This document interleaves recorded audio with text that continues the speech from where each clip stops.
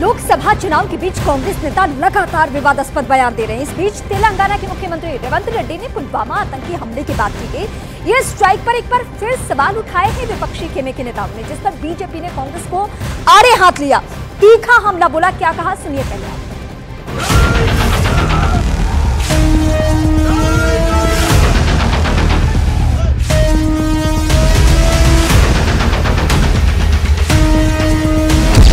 सेना के शौर्य पर कांग्रेस ने फिर उठाए सवाल।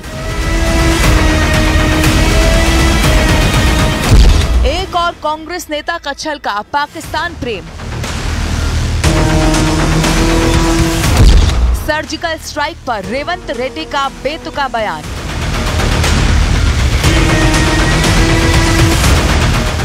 सूरत बदलना भले ही विपक्ष की मंशा न हो, लेकिन लोकसभा चुनाव के बीच एक के बाद एक लगातार विवादास्पद बयानों पर कांग्रेस के नेताओं ने पार्टी के लिए मुश्किलें जरूर खड़ी कर दी हैं। पहले इंडियन ओवरसीज कांग्रेस के पूर्व चेयरमैन सैम पित्रोदा ने विरासत पर बयान दिया। फिर मणिशंकर अय्यर ने पाकिस्तान को सम्मान देने की बात कहकर विवाद खड़ा कर दिया। अब कांग्रेस के एक और नेता ने भी कुछ ऐसा ही कह दिया, जिस पर सियासत में उबाल आ गया।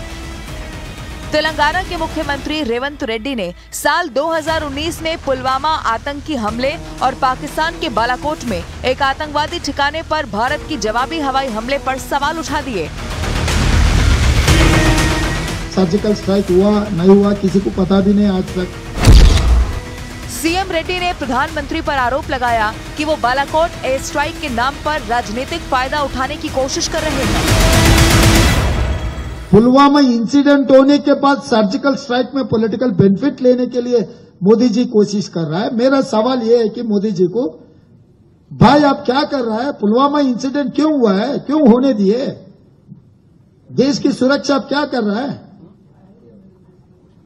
क्यों आईबी रॉ ये एजेंसीज को क्यों इस्तेमाल नहीं किया आप? रेवंत रेड्डी के बयान को लेकर बीजेपी ने भी कांग्रेस पर आरोप लगा दिया कि उनकी सरकार के वक्त आतंकवाद पर नर्म रुख अपनाया गया। केंद्रीय मंत्री किशन रेड्डी ने कांग्रेस पर पलटवार करते हुए कहा कि जनता 4 जून को इसका साक्ष्य जरूर दे देगी। अपनी वोट की राजनीति और पार्टीबाजी की राजनीति करने हेतु इस हद तक जा सकते हैं कि ये हमारी सेनाओं के मनोबल पर, उनके शौर्य पर भी प्रश्न उठाते हैं, और जिन बातों पर एक साथ मिलकर के देश की एक राय होनी चाहिए वहां पर भी विवाद करने की कोशिश करते हैं। बिल्कुल रेवंत रेड्डी का गलत स्टेटमेंट है। रेवंत रेड्डी आज सर्जिकल स्ट्राइक का सबूत मांग रहे। पहले भी कांग्रेस पार्टी के लोग, राहुल गांधी जी से लेकर बड़े बड़े लोग सबूत मांगे हैं। सबूत मांगने का जो देश का जनता उनको पार्टी को हराकर सबूत क्या है, सेना क्या होती है, देश का सिक्योरिटी क्या होती है, देश के इंटीग्रेशन क्या होती है, देश का सेना कितना बलिदान देती है, वो सबक सीखा है। फिर भी रेवंत रेड्डी आज शुरू किया है सबूत। जो 4 तारीख को रिजल्ट होगा, देश के जनता कांग्रेस पार्टी को सबूत बताएंगे। रेवंत रेड्डी के बयान के बाद कांग्रेस चौतरफा घिरती हुई नजर आ रही है। हैदराबाद से बीजेपी उम्मीदवार माधवी लता ने इसे कांग्रेस की बौखलाहट करार दिया। ये मुझे ताज्जुब है, एक मुख्यमंत्री की हैसियत से वो इस प्रकार से बात कर रहे। इससे पता चल जाता है हार का डर इनको इतना लग गया है कि क्या बात कर रहे हैं, क्या बोल रहे हैं, इसका संतुलन खो बैठे ये लोग। रेवंत रेड्डी के बयान के बाद बीजेपी भड़क गई और कांग्रेस पर तीखा हमला बोलते हुए इसे जवानों के शौर्य का अपमान करार दिया। असम के सीएम हेमंत बिस्वा शर्मा ने सीएम रेड्डी के बयान को बेतुका बताया। भारत के वीर सैनिकों के शौर्य का बार बार अपमान कर रही है, बार बार ये अपमान किया जा रहा है और ये दुर्भाग्यपूर्ण है।